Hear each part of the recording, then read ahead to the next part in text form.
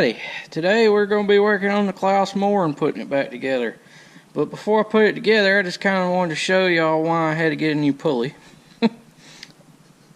Well, this is the original. You can see how wore down the end is. And you can tell that it's got cooked around the outside. Here's the other side. It's cracked out from where I tried to put it back on. It was so brittle. Here, it's up here. This part here chipped out, and then it just busted from there out. And then I cracked it even more when I was trying to get the shaft back out of it. But this whole centerpiece here was just cooked on this thing. Of course, you can tell by how much it's. Look at this one. This is what it looks like now. This is the new one. This is what. Turn around here in the sunlight, or in the light. That's what it's supposed to look like before it got ground off, and obviously this is what it looks like now. So that's why we had to get a new one. Here's primarily caused because it was ran for so long and we didn't know it that the bearing had went out, or this shit would have never been like this, and I could have reused this. But got a new one. I think a lot of these little devils, this thing's like $500 and something for this one pulley, but we'll get her on there and get her back together. Alright, so here we are at the mower. This is what it actually did to the housing on the outside where that shaft rode, because it was riding on this side because the belts were pulling it this way because the other pulley's down there. So it damaged this side of it, but the actual bearing, if you look, it recesses all the way back into that housing, back past this lip far enough to where there isn't any damage back in here where the bearing actually sits. So it's in there tight. There's no gaps or anything, so I didn't have to do anything to this. If it becomes a problem and this bearing goes out again, I'm going to keep a close eye on it after I get it back together. I'm going to run it whenever it gets run myself and get out and check on it for a day and make sure that nothing's moved or anything. But if it does become a problem, I'll get this remachined at a machine shop that's close to here that we use quite a bit. But as far as the actual bearing recessing in there's no damage at all back there where it's supposed to go in. I did have to take a little die grinder and knock some burrs off of here, so that way the bearing would slide in there like it should, but I think it'll be okay without having to do anything any further. This is all where the belt's melted from it getting so hot, because this is the actual bearing. Now these are new bearings in here. I done had to put them in there the other day before, when I realized I was just going to need to order a pulley. But this is the actual bearing that went out, was the one on this end. Now that one there is new. Here's the other bearing I went ahead, being it had such a crane on it, replacing that. You should always replace both in a circumstance with anything that's like this where there's two bearings on the same shaft and one goes out. Always replace both of them, because when this one's torqued, even if it's just starting to go bad and you can feel play in it, generally this one's going to be bad too, just because of the extra stress from this end. But the PTO shaft cover actually melted. Let me show you all that. It melted on the end, so it's melted off. I'm going to try to figure out a way to mount that thing back up on there.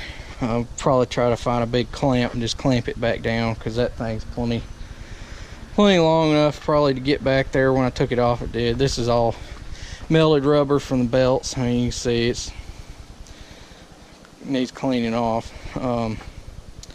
But yep, let's get her back together. There's dust covers that goes in here and shims and stuff on each end, but we'll get to that in a minute when y'all watch me put it all back. I gotta slide the shaft through first and get it back in there, and then put the clips on each end of it. It's got two locking rings that goes on that end of the shaft, and this one has one on the back side of the pulley. The pulley will be the last thing I put on though. Okay, let's get started. Alright, so what you use to put a bearing in. Now you can use a regular steel punch if you're driving one into something like this, or a socket that'll slide over the shaft that you're trying to put it in, that'll hit just the inside ring. But it's better to use one of these, which is a brass punch, so that way the brass is softer than the steel, and steel on steel will cause damage to itself. So if you use the brass, it's going to cause damage to the punch and not the steel, so that way you don't damage your bearing. You still have to be careful not hit the cover that actually goes over the balls, but the outer part, the race, and the inner part of the bearing that goes around the shaft, you hit with one of these. So now I'm gonna drive, make sure, I'm gonna tap on this bearing and make sure that it's all the way up against its stop in here and tie it up again where it's supposed to be, because that's where you want them to ride.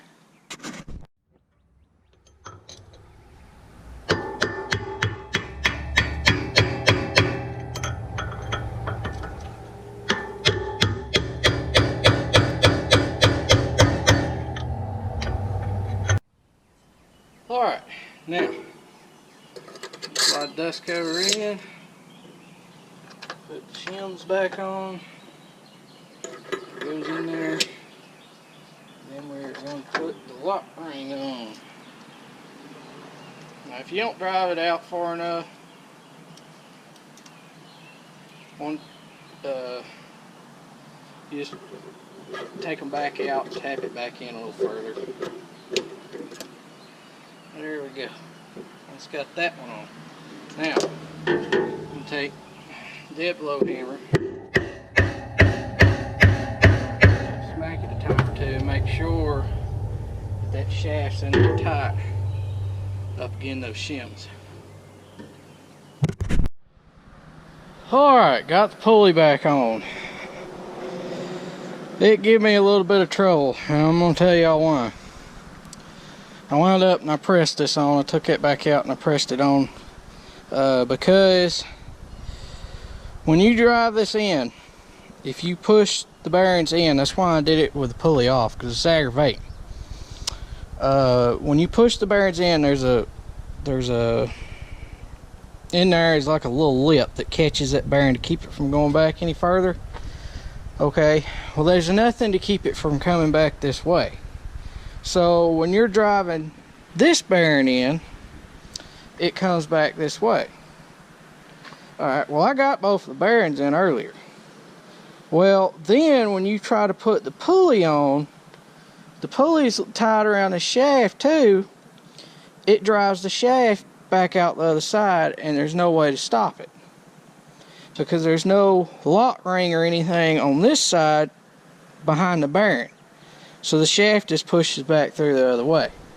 So I wound up and I pressed the pulley on, and I left the bearing on the shaft that was on this side, and I put it back in there. I got this side in, and then I put this one back, drove this bearing back up tight, and I just took that strap and took one of those straps, and I went through these holes on this pulley and went around this piece right here, and that held the pulley and that bearing assembly up. Now it moved a little bit, but I was able to keep working it till I got it in there solid. Now it's tight. Now once you get this lock ring on and that lock ring on, they're tight, they're flush, everything's in there and it can't move. But there's nothing to keep it, when you're putting this pulley on, from moving. Now there is a bolt hole here that normally I would probably just stuck a bolt in there and pulled it on the pulley instead of having to take it back apart and using the press. But I couldn't find a bolt that would go in there, and I think it's got a little bit of rust inside of it, so it was a little being aggravating. So I just pulled it back out, used the press, got it on there right quick, stuck it back together. Now we got to put the belts on.